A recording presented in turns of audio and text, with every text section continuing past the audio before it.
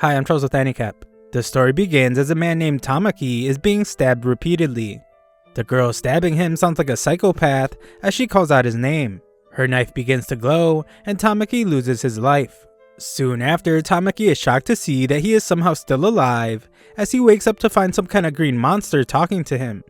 It gives him the name Gabaru and it force feeds him some giant disgusting bug. Gabaru is still too tired to do anything, so he falls back asleep. When he wakes up the next day, Gabaru is surrounded by what he calls a bunch of ugly green babies. He then realizes that he is one of them. This leads him to conclude that he had died, and he was then reborn as a helpless little goblin. 3 days later, Gabaru determines that goblins mature much faster than humans, as he has grown a lot. Gabaru becomes excited when he sees that he has a voice again, and he is very agile. He decides not to overthink things, and he just becomes grateful to have a second chance at life. Gabaru vows to survive the best he can with his new life, and he makes it to day 4. The man that's been feeding them informs all the newborn goblins that they will have to get their own food after this last meal. They all feast on the bugs, and Ro is the first of them to venture outside. Just like before, this world has one sun and a blue sky, but it has some pretty ugly birds. A ton of plants he has never seen before make it clear that Gabaru is in a new world.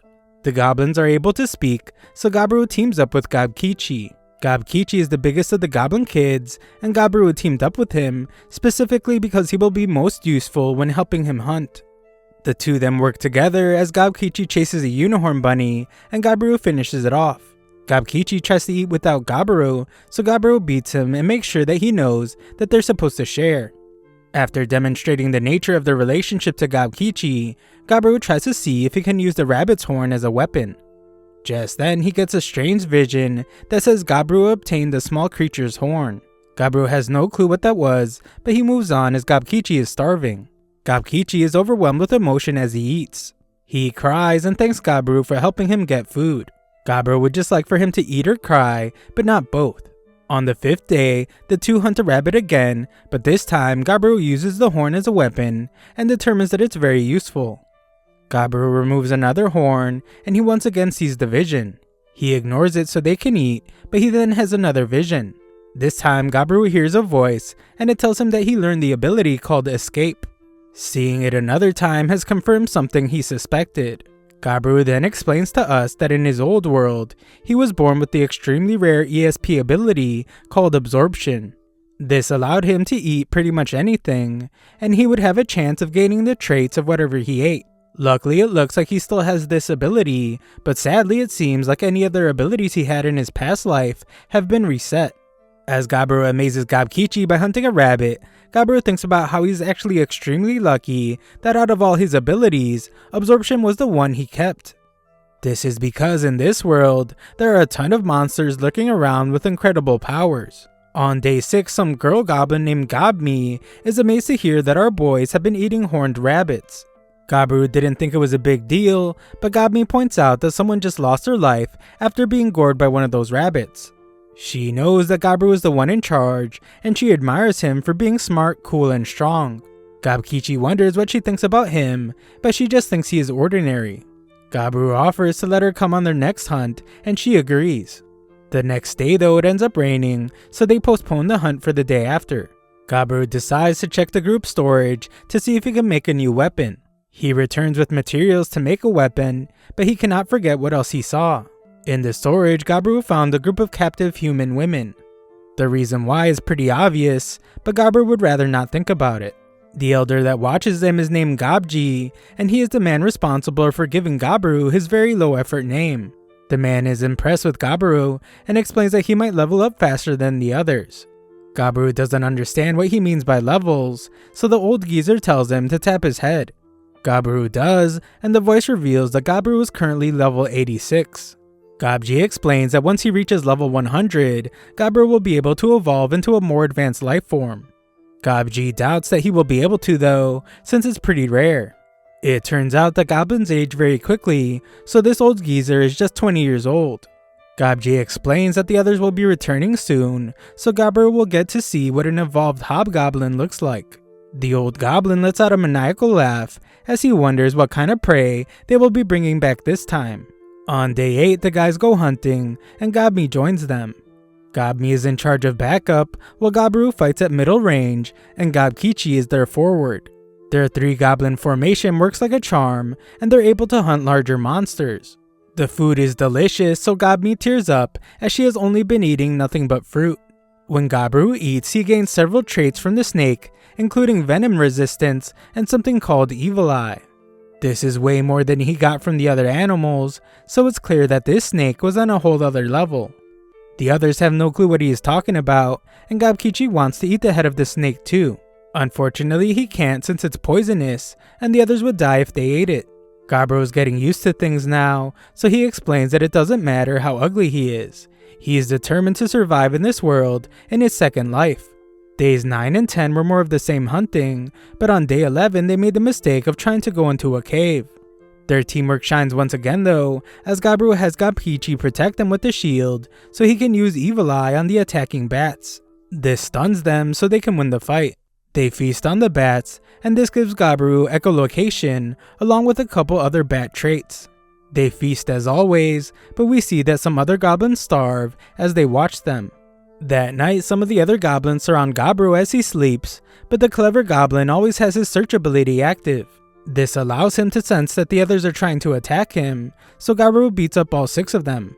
One of them is hurt more than the others, so Gabiru realizes that he might not have adjusted his venom correctly since he was in a rush. He plans to teach the rest of them a lesson, but Gabmi is even more upset. She starts choking one of them out, so Gabiru tries to calm her down.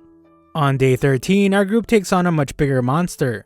Gabkichi gets knocked back, so the clever Gabmi disarms the orc.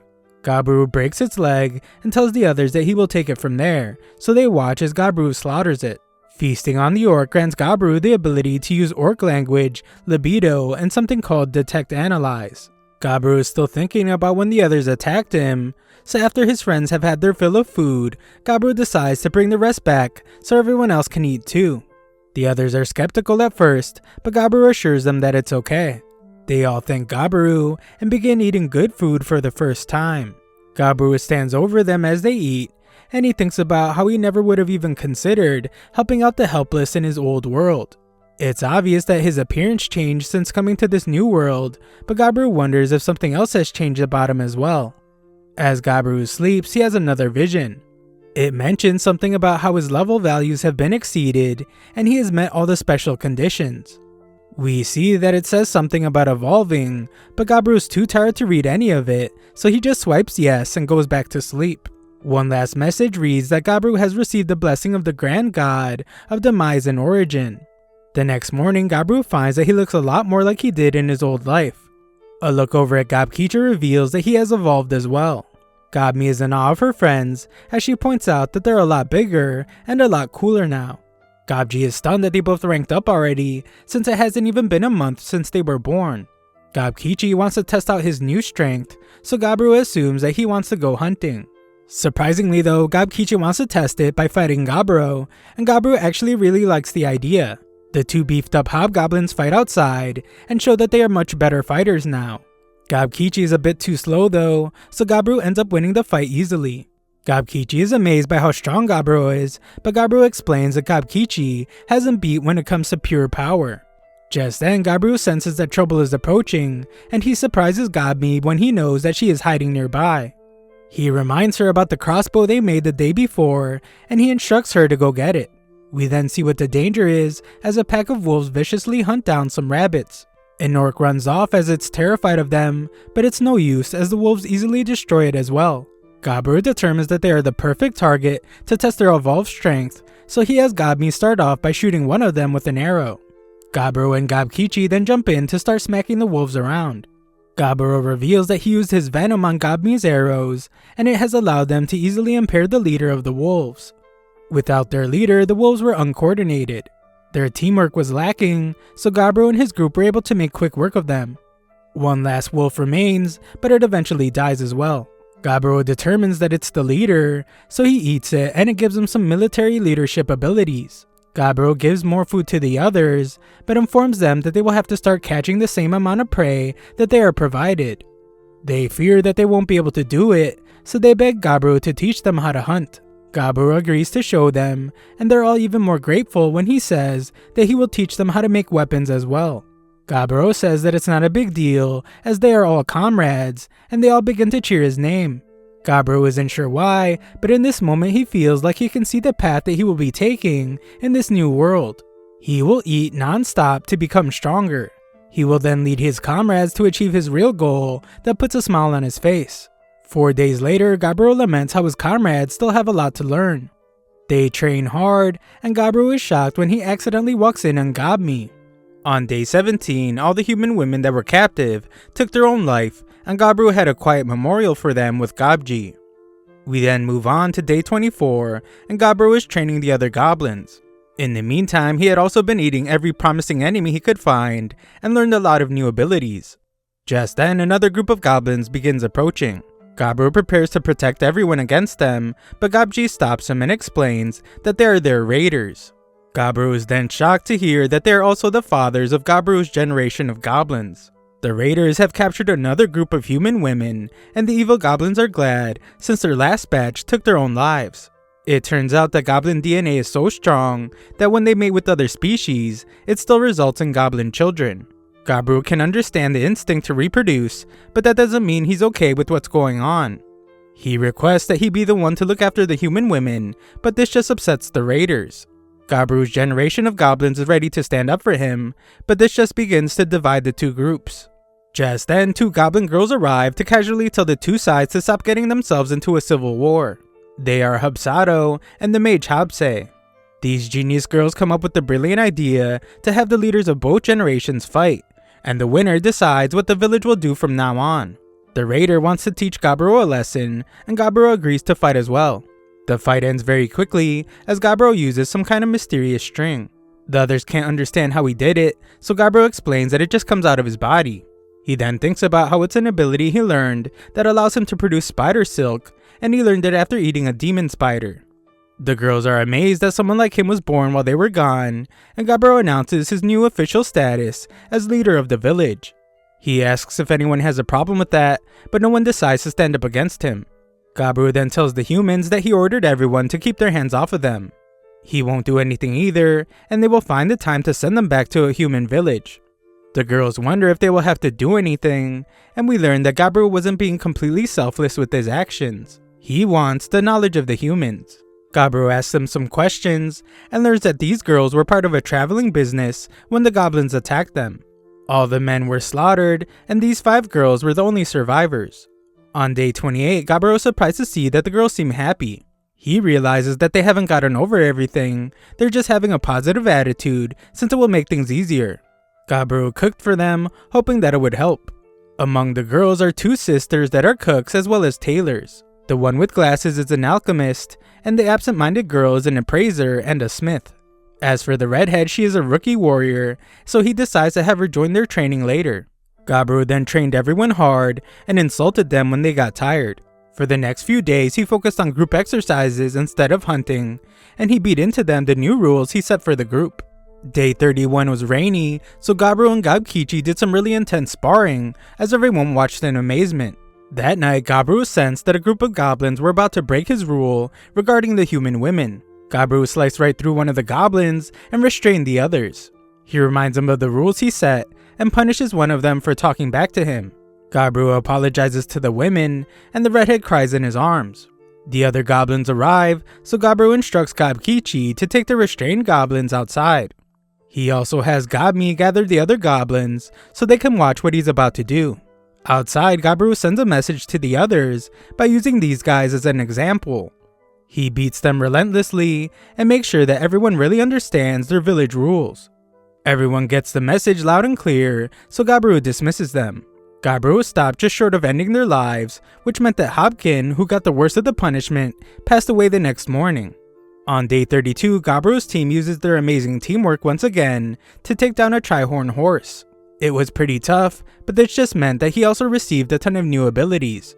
Tri-Burst is one of them, and it amazingly allows him to deal 3 blows with just 1 strike. That night, the redhead goes to sleep in Gabiru's bed, and he realizes that the incident from the night before must have traumatized her. Gabiru comforts her and allows her to spend the night with him. However, when he wakes up, Gabiru finds that Gobmi joined them as well.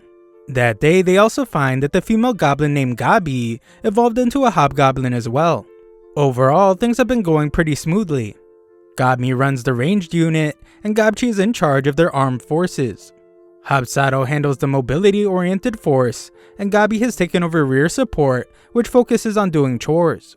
Hobse would act as the captain of their mage force, but right now she is the only mage in their village. For the rest of this day, Gabiru leaves the training to the captains, so he could head deep into the forest to hunt a variety of prey. Gabiru tries out some demise magic, and is shocked to see just how powerful it is, as he easily destroys one of the powerful Trihorns with one attack. Gabiru only realized after this that the magic made him overconfident as he went into the northern forest. There he finds a strange area with a ton of blood, and he remembers something that Gobchi told all the goblins. Gobchi warned them to never go into the northern forest for any reason. Inside there is a terrifying crimson monster called the Red Bear. This is where Gabiru finds himself now, and he sees that this monster easily tore through a Trihorn. The Trihorn's armor was incredibly difficult for them to pierce earlier, but it was nothing for this bear. Just then, the Red Bear appears, and Gabiru acknowledges that a normal person would probably try to run away. Gabiru is not a normal person though. He wants to fight it, beat it, and eat it to see what kind of abilities he will get. Gabiru plans to use every weapon in his arsenal, so he starts off by using Phase 1 Demise Magic. Back at the village, Gabi becomes concerned as she hasn't seen Gabiru in a while. The others haven't seen him either, so this just makes her more worried. Back with Gabiru, he is shocked when the Red Bear sacrifices his right arm to defend against his Demise spell. The bear unleashes a flurry of attacks, and Gabiru can tell that the refined skill armor he received from the Trihorn won't be able to protect him. Gabiru must go on the offensive, so he goes to attack the bear's head. He is once again shocked though when his weapon isn't able to pierce its skull, and the bear sends him flying. Gabiru covers the bear in string, but it breaks free and shockingly uses a crazy strong fire breath attack. The forest is covered in fire, and Gabiru must heal his wounds. The attack was very concerning, since Gabiru had never seen or even heard of a fire-breathing bear in his past life. This is a very dangerous opponent, so Gabiru realizes that he will just have to be willing to take some damage to win. Gabiru moves in for another attack and protects himself from the fire breath. The beast is pretty tough on the outside, but Gabiru cleverly uses the fire breath attack against the bear, and he pierces it right through its mouth. Gabiru is pleased with himself, but he is shocked to find that it wasn't enough. The ferocious bear knocks him back, and Gabiru does his best to limit the damage he takes. Gabiru still took a lot of damage from the incredibly powerful attack, so he concedes that this round was a draw. His blade is still inside the bear's mouth, so at least it won't be able to use its fire breath anymore. This crazy strong bear still shows no sign of collapsing, but Gabiru is just one attack away from losing his life. Gabiru is at a huge disadvantage, but this guy is crazy as he proclaims that it will just make his meal taste even better.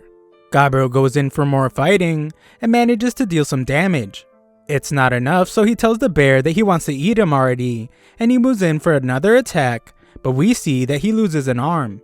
On day 34, Gabiru has finally won the crazy battle, but he barely survived. Gabiru finally gets to eat the bear, and he receives a ton of powerful traits. Among them are heavy damage and overpowering strength. Gabiru passes out soon after, but we once again see that he has exceeded his level values and met all conditions. This now allows him to evolve into a rare ogre species.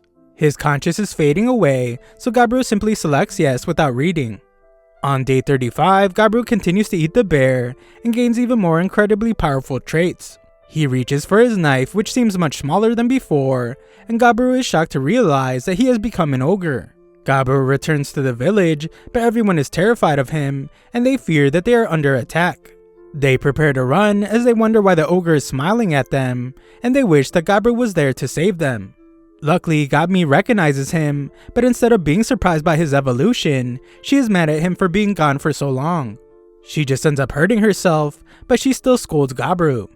She is upset that he lost his arm, but the others are all amazed that he took down the Red Bear. Gobji is most shocked of all, as he points out that Gabiru was able to defeat the Master of the Northern Woods just 1 month after he was born. Everyone had questions for him, but Gabiru was just glad that he survived and was able to make it to his new home in his new world. Sometime later, everyone is still amazed by Gabiru's evolution, as he has gotten much bigger and stronger looking. Gabiru goes to check on the human women, but he is followed closely by Gabmi and the redhead for some reason. As expected, the humans are terrified of him, but he manages to calm them down by explaining that it's him. Gabmi though seems upset about something as she pinches his leg. The blacksmith is disappointed to see that he wrecked the axe that she made him, but reveals that she has made her knife using a special spirit stone. Gabiru praises her, but finds that the other girls have started to pinch him even harder. The twins need help with their cooking duties, so Gabiru explains that he will assign a few goblins to help them out. Gabiru is impressed that they have gotten used to being around goblins so quickly, so he tells them that they would make great wives. He wonders if they want to be his wives, and they call him a sly dog. Gabiru is pleased by their smile, but once again the redhead and Gabmi get more upset. Gabiru then finds that the alchemist has made poison. Originally it was for self-defense, but now that there is a goblin she can trust like Gabiru, she has no use for it.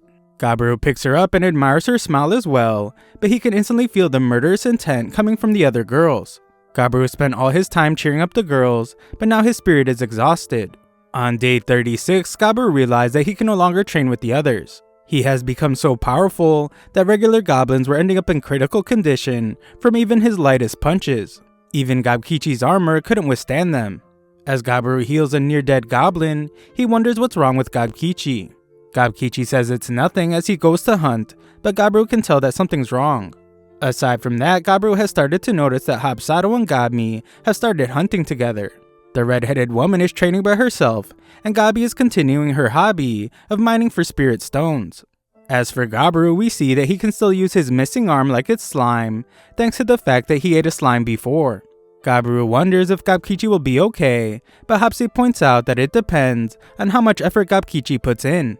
The two argue as Gabiru wishes Hapsi would give him back his book, and he thinks about how he was finally able to have a relaxing day. On day 37, Gabi panics as she found some little creature in really bad shape. Gabiru does his best to heal her, but she's losing too much blood, so he decides that he will have to get some blood-producing medicine from the alchemist. Luckily it works, so they explain who they are to the thing they call a carbuncle. The carbuncle introduces herself as Litana and reveals that she was attacked by humans. The gem on her head is a high-class material, so its price is said to be as high as 1 billion gold. Litana asks that they lend her their power and begs them to get rid of the humans that attacked her. Gabiru is familiar with the history of the carbuncles. Their master named Velvet was a famous legendary magician, and he created them to watch over his secret treasure den. Litana explains that when she was attacked, her core was broken, so her lifespan was shortened. In the secret treasure room lies legendary class items that Velvet collected throughout his entire life. Litana explains that her master hates humans. He would prefer that the goblins take all the treasure rather than the adventurer humans. They can have everything, so Gabiru declares that they will go. The blacksmith girl gives him his new dagger, but he tells the frightened girls not to worry, as he won't blatantly eliminate the humans. His job is just to get them to leave, but warns that he might have to use some force if they don't listen. They then go through the hole Gabi made as it's the way to the treasure room. Gabiru decides to try to persuade the humans to leave, so he tells the others to hide. He finds the adventurers who are searching for the treasure room, but they think that he is just another monster that they need to defeat. They attack him but are quickly shocked when he is able to detect the presence of their invisible assassin. Gabiru explains to them that this is someone's house, and what they are doing is robbery and murder. It's clear that they don't have any guilt either, so Gabiru determines that they are beyond saving. The stupid humans are just shocked that an ogre can speak English so well, and Gabiru says that luckily for them, he also has a good heart.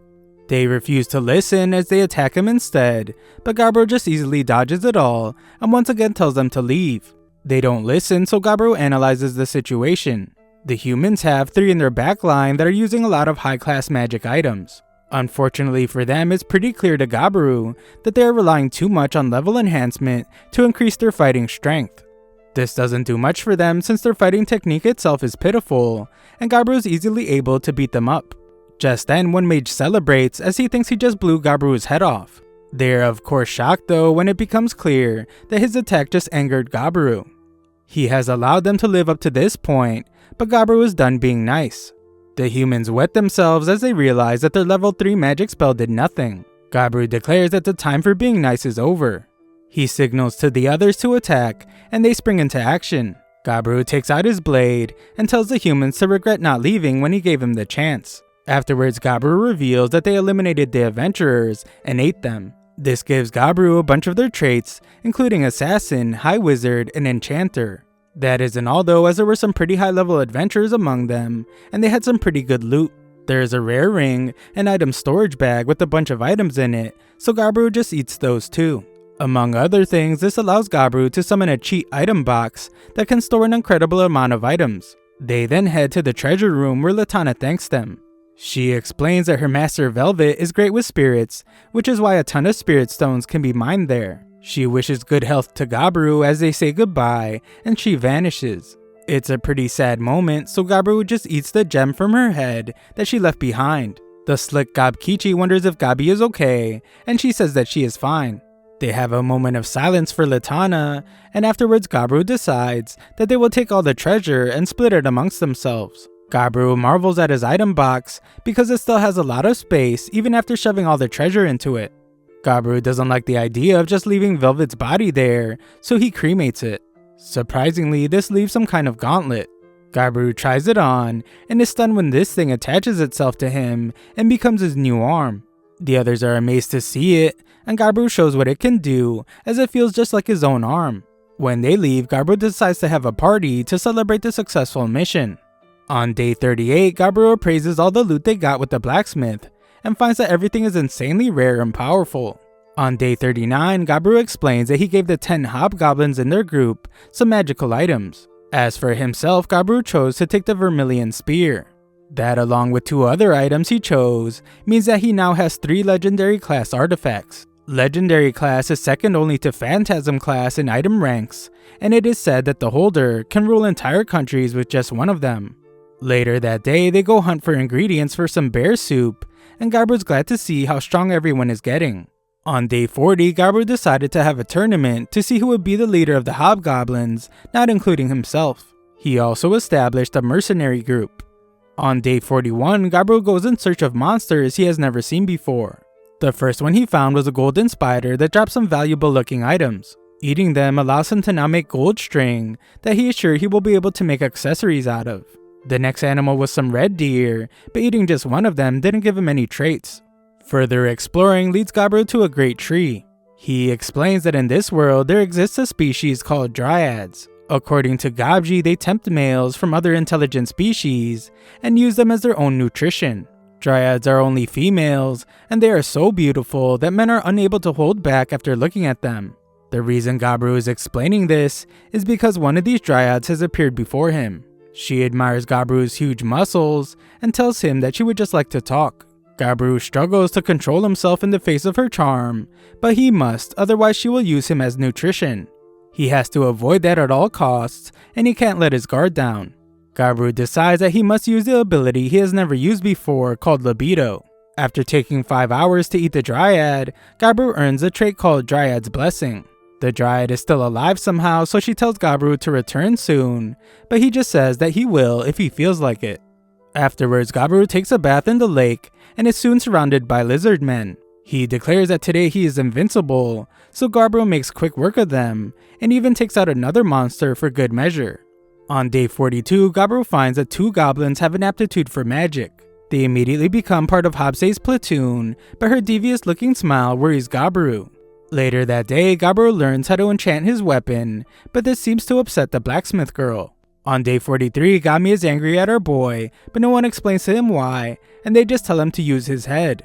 The redhead is just as angry, and the twin cooks seem upset as well, as they try to feed him poison food. The alchemist is surprised that someone as perceptive as Gabiru hasn't noticed, and reveals that the girls are upset because they are jealous. They know that he had a date with someone, and he is shocked to hear that he has kiss marks on his neck. Gabiru had no idea, and he curses the dryad for doing it on purpose. Gabiru tries to think about his next course of action, but he is shocked when the alchemist reveals that she feels the same way and gives him a kiss. She hopes that he accepts her feelings, but Gabiru didn't expect this at all from her. He thinks about how it does make him happy, but Gami arrives furious. She wants Gabiru to treat her the same way, and all the human girls arrive to say the same thing. Outside the room, Gabi explains that Gabiru has sealed it off so they can take care of some work, and Gabiru earns a lot more traits. Sometime later, Gabiru senses that someone is approaching and finds that it's a group of noble elves. Humans are about to attack them to get their treasure, so they have come to ask for the goblins' help. This elf guy has a bad attitude, but they are offering to give them an entire couple months of food for their village. Gabji thinks it's a good offer, but Gabiru surprisingly refuses. He doesn't care about the situation, he just wants them to be more sincere when asking for help. The guy prepares to attack Gabiru, but Gabiru strikes fear into their very souls with one terrifying glare. Gabiru then warns him to tell his hidden archers to lower their bows. They try to shoot him instead, but they have no chance of hurting Gabiru. The elf has them stop attacking, and Gabiru explains that he's rejecting his offer because he's simply not in a good mood. However, the goblins live in this forest as well. If the humans are going to cause problems, then he wouldn't be against teaming up.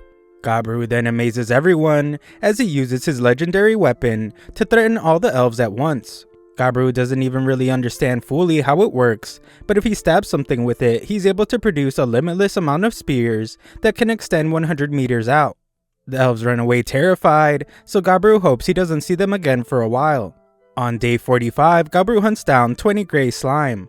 Eating their cores gives him a bunch of abilities, including fluid regeneration and auto-replication. Gabiru gives auto-replication a try and finds that he can create a tiny version of himself from his blood. He can even see himself from this thing, which means that they have linked senses. This gives our boy Gabiru a brilliant idea. On day 46, he has the girls make some clothing with his blood in the lining. This way, the clothes can serve as a transmitter in case they are ever in danger. On day 47, one of Gabiru's mini scouts finds that the elves didn't learn their lesson as they have returned. This time, Gabiru just lets out a loud roar from within the cave, and the elves are terrified as they can't even move. Gabiru doesn't even say a word when he emerges and simply captures them. The elf leader explains that Gabiru's lack of respect wounded his pride, and this has earned Gabiru more than one death.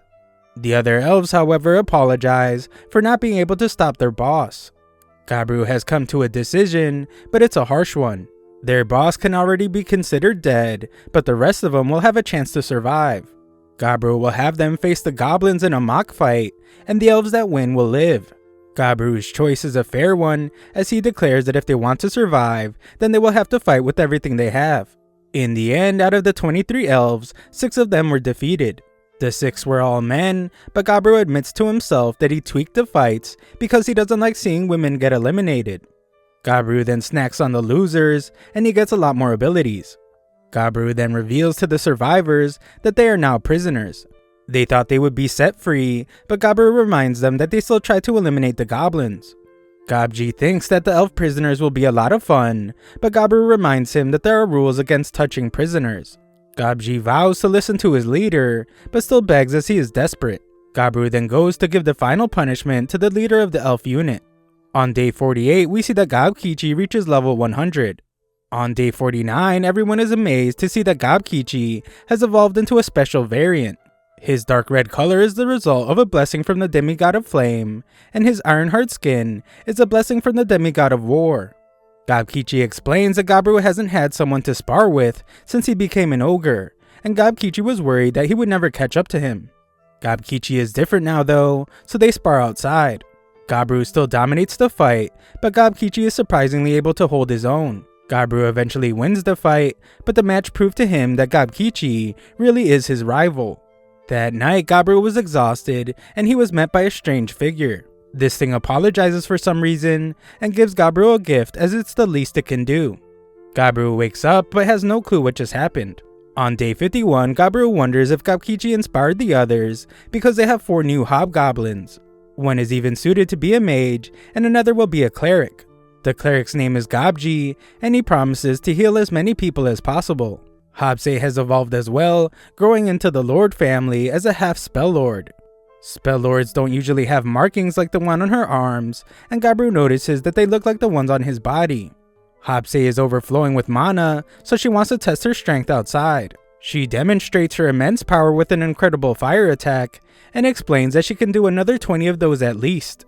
This is pretty incredible, but what's more surprising is that she is only a half spellord right now, and she will likely evolve into a full spellord next time. Gabiru gives her some new gear to match her evolution, and she tells the jealous Hubsado that she will catch up soon enough. Gabru realizes that evolutions have been happening pretty frequently, and he suspects that he is the reason why. A goblin's environment during their first month of life has a major effect on their rate of growth. It's pretty great to have everyone getting stronger, but Gabru admits that not everyone in the village is so lucky. On day 52, the older generation of goblins expressed their displeasure.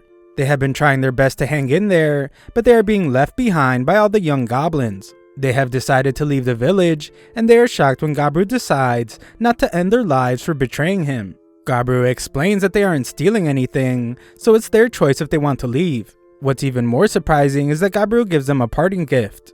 It's a magical knife made of mithril with an incredibly sharp edge.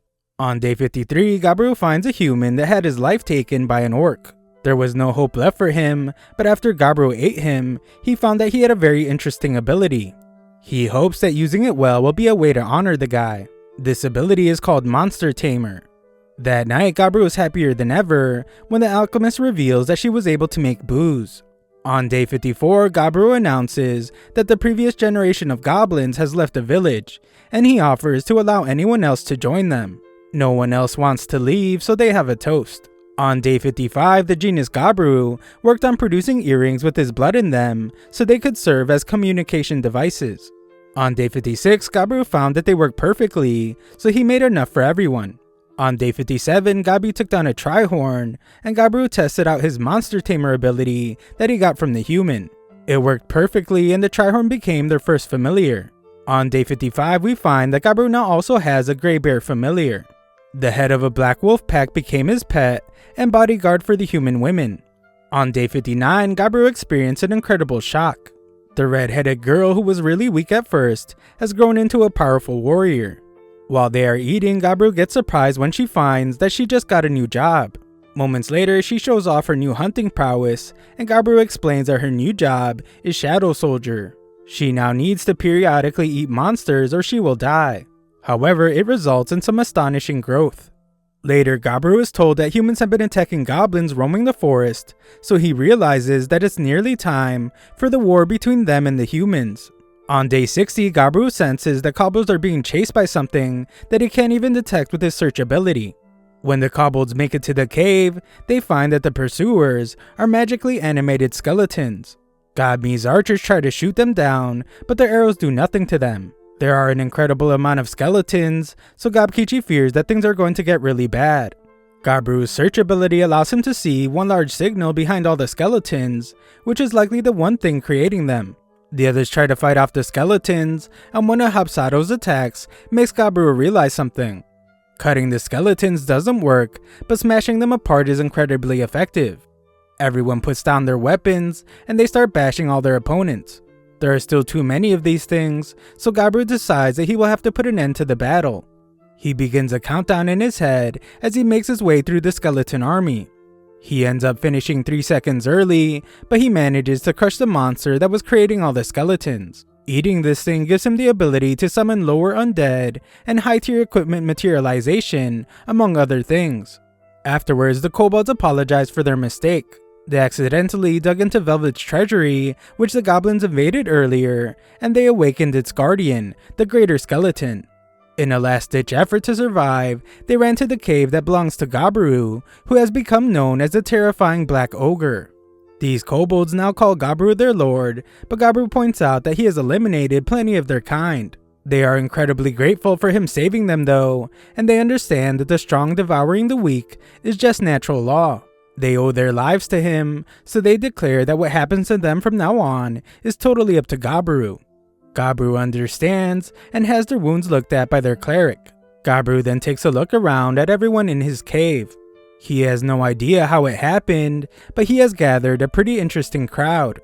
On day 61, Gabru goes hunting with Gabkichi, and they catch sight of 12 armed human soldiers. They follow them, and Gabru uses his ability to eavesdrop on them. He learns that the humans are trying to kidnap the daughter of the elvish chief. Furthermore, one of the elves tipped them off. The chief's daughter returns from a festival, so the humans begin their attack. They eliminate a bunch of her guards and capture her. Gabru would feel bad just letting her be taken away, so he rescues the girl and takes the humans prisoner. On day 62, he learned that the human army would make their move in 20 days. Gabru ate all 12 humans and earned a ton of abilities. When the elf girl wakes up, she is terrified of Gabru. He notices that she has wings, which is uncommon for elves. Gabru tries to calm her down, but she freaks out as she assumes that he's going to do terrible things to her. She eventually relaxes a bit after drinking some calming tea, but she gets upset when Gabru reveals that he couldn't save her guards. She blames him for just watching them get attacked, but he explains that the human and elf war is none of his business. He reveals that there is a traitor among the elves, so she should be more upset about that. She sobs uncontrollably, so Gabru just tells her to get some rest before they take her home. That night, Gabru has to remind the old guy to keep his hands to himself. On day 63, they take the elf home. She explains that wings are something only high elves have, but they usually hide them inside their bodies. They are not meant to be shown to others, but she is so inexperienced with them that they pop out sometimes. When they arrive at the elf village, Gabru detects that 25 archers are aiming right at him with mithril arrowheads. Luckily, the chief's daughter explains that the ogre saved her life. The chief thanks them for saving his daughter, but Gabru explains that he didn't do it out of goodwill. He wants a reward and thinks about how he's letting the chief display what his kind means to him. So this will give Gabru a chance to get a grasp on the chief's judgment. Gabru's reward is something called a fail knot. It's a family treasure and magical item. The daughter is shocked that he would give this away, but the chief explains that it's a small price to pay for her safety. Gabru is pleased with this, so in return he offers to give the elves information about the human army's movements. The two groups are now on good terms, and the elves gave the goblins a ton of mithril equipment. The chief wonders if they know anything about a group of their elite fighters that have gone missing, but Gabru just pretends that he has no information on them. The chief even gives Gabru some good liquor as a gift, so Gabru vows to help them whenever they need. That night, Gabru can't believe how delicious their alcohol is. On day 64, Gabru is shocked to find that Gobmi has ranked up into a Dhampir variant. On top of that, they have 8 new hobgoblins. Gobmi now has some new abilities as well. The god of ice has given her the ability to create and manipulate large amounts of ice. Her evil eyes ability can charm enemies into fighting amongst themselves. Gabru seems to recognize her appearance, but he isn't sure why. Gabi has also evolved, and she is now a half Earth Lord. Earth Lords have the ability to manipulate the ground. She can also make her body stronger, and can use lightning magic to detect gems. As for Habsado, she evolved into a half Bloody Lord. They have the ability to control blood and make it into weapons. Also, all these evolved goblins have tattoos for some reason, and they're all in different locations. They say the tattoos give them power, so Gabru hopes to learn more about them. Because of all their evolutions, Gabji decides to give them all new names. We then get a look at a chart which ranks the races in terms of power. Ogres rank 5th, behind the Dhampirs and the Lords. Oguru knows that the elves will turn to them for help when their battle against the humans begins. He determined that they need as many assets as they can get, so he gave out communication earrings to new comrades. The elf girls they have captive refuse to wear them, as it's extremely taboo for elves to decorate their ears. However, Oguru took some time to change their minds. Oguru then had these new comrades join them during training. He then used his summon lower undead ability. He summoned skeletons so they could do some practical sparring. Oguru made some changes and summoned them with some armor. The more armor a skeleton has, the higher quality it tends to be. The elves struggled and lost most of their matches, but Oguru was still pleased as the group is building trust. On day 65, Oguru has learned that if he uses less mana, he's able to create regular skeletons, zombies, and other undead. He wondered what they would taste like, but he found he couldn't eat them. They are good for practicing though, and for gaining experience. They are purified in seconds during the daylight, so not being able to use them during the day is a drag. Oguru's group now has over 100 members. The kobolds are in a pretty low position, so they will have to work harder than everyone else. After a fight, Oguru worries that Gobfu might be eating too much rotten meat, but she thinks it's the best. On day 66, Oguru had Earthy close the exit to the cave where the skeletons were coming out of. He also had the kobolds do some hunting, with the goal of getting more wolf familiars. The kobolds worked faster than he expected, so they were able to collect 20 wolves. On their way home, they encountered a powerful boar, and Earthy destroys it. Later, the forge girl reveals that she upgraded the axe that Oguru damaged while fighting the red bear. The entire thing was modified with an alloy of spirit stone, iron, and mithril. Oguru is impressed, and the smith girl reveals that she was able to upgrade into an elemental smith. On day 67, Ogre Kichi reveals that he has always had a crush on Earthy. Oguru surprisingly already knew, so Ogre Kichi explains that he needs help as he doesn't know what to do. Oguru then comes up with a plan for him. He wants Ogre Kichi to do something that night, and he hopes to hear good news in the morning. That night, Ogre Kichi tells Earthy how he feels, and she seems to take it well. The next morning, Ogre Kichi feels really light on his feet and stronger than ever before during a match against Oguru. Ogre Kichi's managing to land more attacks than usual, but Oguru is glad that things went well for his buddy. It turns out that Earthy talked to Dami about it the day before, so Oguru and Dami sets the stage for them. Ogre Kichi has been so strong and full of energy that Oguru had to replace himself with the black skeleton in their sparring match. After training, Oguru's usual group went hunting. They found a lot of insect monsters that he has never seen before, so Oguru gained even more abilities. The most interesting of them was called Exoskeleton. Oguru used it and was shocked to find that he had become like one of those transforming superheroes. This new exoskeleton is extremely durable. It has the ability to repair itself and disperse impacts. It's a little too flashy for Oguru's liking, but Dami thinks it looks cool. Oguru tries to change back to his old clothes, but he just ends up being in his birthday suit. It turns out that his normal clothes were used to create the exoskeleton. It's a shame as he really liked his outfit since it was made from the red bear's pelt. Oguru then finds that this exoskeleton ability is even more amazing as it allows him to register 5 forms. One form used the red bear, so he can register 4 others. Oguru gave it some thought and decided that he wants forms for air and sea battles. So to start, he registers 1 form from the insects so he could sprout wings and fly. It's pretty difficult to control though, so he would need some practice.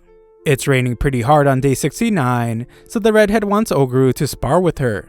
She has been making steady progress, so she has been asking for more training lately. Oguru then thinks about how she used to seem like a puppy before, but now she seems more like a grown Doberman.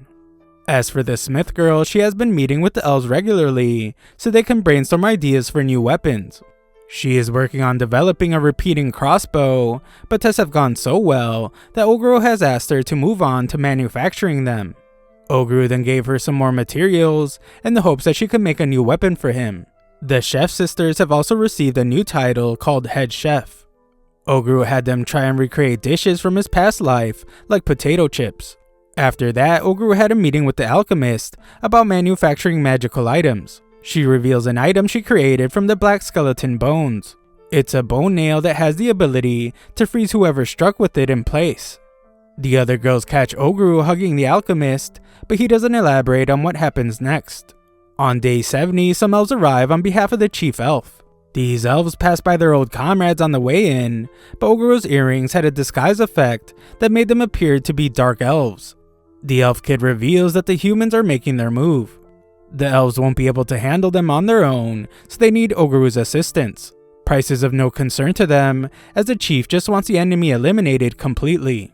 However, their contract will be considered void if Oguru retreats.